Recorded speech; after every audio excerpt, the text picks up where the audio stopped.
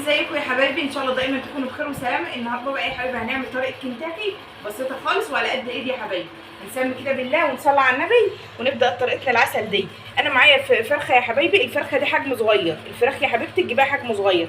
انا نقعاها بالصلاه على النبي بميه وملح وخل وليمون يا روحي. اهو هنبدا بقى نقطعها زي ما انت حابه تقطعها يا قلبي، حابه تقطعها كده براحتك، كده براحتك زي ما انت حابه يا روحي. بالصلاه على النبي. اهو شايفين جمالها اهي، لازم تشوف تبقى بافتة كده يا روحي. ده الورك يا حبايبي، الورك يا حبايبي انا شلت طبعا الرقه اللي هو الجلد من فوق اهو، ادي الدبوس. وطبعا الفرخه حجمها صغير، ده الحته اللي هي فوق الدبوس. الحته التانيه يا حبايبي اللي بتبقى عند المفصله اللي احنا بنشيلها. وهنخلي برضو يا حبايبي، انا مش عايزه فيه اي عظم خالص يا روحي. هنبدا ان احنا نشيل العظمه دي بالصلاه على النبي كده اهو. انا خليتها اهو يا حبايبي اهو، شايفين سهله خالص وبسيطه. وتشيل الجلد خالص يا روحي، الجلد ده ملوش لازمه اهو. شايفين يا حبايبي طلعت خالص بسهوله وبقت جميله ازاي، عشان تبقى عسل معاك كده يا روحي. معانا هنا بقى بالصلاه على النبي ده الدبوس بتاعنا. انت حابه تسيبيه زي ما انت زي ما كده براحتك، حابه تقطعيه براحتك، بس انا حابه ان انا ايه اقطعه يا حبايبي. نبدا كده نخلي بالصلاه على النبي.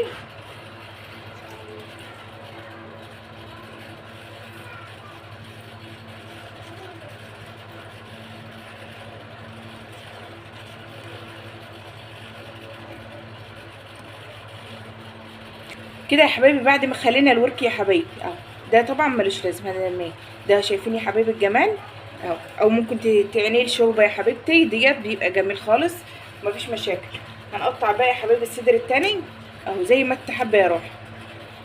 كده بقى يا روحي انا قطعت القطع جميله ازاي عشان تبقى كده عسل كده زيكم يا روحي اهو بالصلاه على النبي. ودي الورك يا حبايبي. انا طبعا هحط عليها بقى ميه تاني وانقعها كمان شويه بنص ليمونه على ما ايه، على ما اعمل بقيه الايه التتبيله يا روحي. معانا هنا بقى يا حبايبي 4 فصوص توم وبصلايه وطماطميه بس يا حبايبي. هنضربهم بقى يا حبايبي في الخلاط. حبايب قلبي دي بعد ما ضربناها في الخلاط ضفنا يا حبايبي نص كوبايه ميه اهو. شايفين جمالها بالصلاه على النبي. هننزل بقى يا حبايبي بعصره ليمون. معانا بقى يا حبايبي بالصلاه على النبي، صلاه على النبي يا حبايبي. معانا هنا ايه بهارات السبعه، بابريكا، كمون، كزبره، ملح يا روح. ننزل بهم كده تتبيله بقى جميله خالص اهو عسل. هنضيف بقى يا حبيبي كمان شويه خل. ممكن يا حبيبتي تستبدلي اللهم صل على النبي، تستبدلي الطماطم والبصل بودره يا روح، والثوم بودره يا روح. الطماطم طبعا بابريكا يا قلبي. وهننزل بقى يا روحي بالفراخ بتاعتنا الجميله دي. صلى على النبي يا حبيبي. طريقه جميله خالص. انا عامله معاها رز بسمتي يا حبايبي، بس عامله فيديو لوحده لو حضراتكم حابين تشوفوه على القناه. انا مرضتش اطول عليكم الفيديو يا حبايبي. ايه رايكم بقى يا حبايبي؟ وهنقلب بقى يا حبايبي الحاجات العسل دي كلها في بعضها. لو انت حابه يا روح تحط شطه براحتك اهو يا حبايبي. وهنركنها بقى يا حبايبي في التلاجة كده لمده ساعه. وبعد كده يا حبايبي هنبدا بقى ان شاء الله نعمل الغلاف. معانا بقى هنا يا حبايبي بوله فاضيه بالصلاه على النبي. هننزل باول هنعمل بقى يا حبايبي التتبيله اللي احنا هنغلف فيها الفراخ الكنتاكي يا روح بالصلاه على النبي. هننزل باول كوبايه من الدقيق حبايب قلبي. معانا هنا 3 كوبايات دقيق، حطيت بقيه الكميه يا حبيبي 3 كوبايات دقيق. ومعانا هنا يا حبايبي اهي نص كوبايه يعني وشويه كده نشا. ده نشا يا روح، النشا دي اللي هي منوره. النشا دي يا حبايبي عشان ما تخليلكيش تخليلك الكنتاكي خفيف يا قلبي اهو. وانا اقلبه كده بالصلاه على النبي. نفس التتبيله يا حبايبي اللي ضفناها على البهارات يا حبايبي اللي ضفناها على التتبيله هنضيفها على الغلاف يا حبايبي. معانا كزبره، معانا فلفل، معانا بهارات سبعه، معانا بابريكا، معانا ملح يا روح اهو. شايفين الجمال؟ صلوا على النبي بقى يا روحي لو لسه ما صليتيش على النبي اهو. وهنخلط كل العسل ده ببعضه جميل خالص وموفر خالص، ولو بتشتريه من بره بيبقى غالي جدا.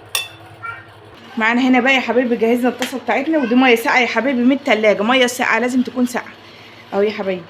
انا شلتها اهو يا حبايبي من التتبيله او زي ما هي. هنحطها في التتبيله القمر اللي ايه الغلاف بتاعها القمر اللي احنا عملناه دي. شايفين يا حبايبي بالصلاه على النبي اهو. شايفين زي ما هي هي روح. وهاخدها احطها في الميه الساقعه شايفه يا قلبي، وهرجع تاني احطها هنا. ايه رايكم بقى في الجمال ده؟ عشان الغلاف يا حبايبي يتنيه متماسك في قلب الايه، في قلب قطعه الفراخ يا روح، وما يبقاش يا روح الغلاف يفصل مني.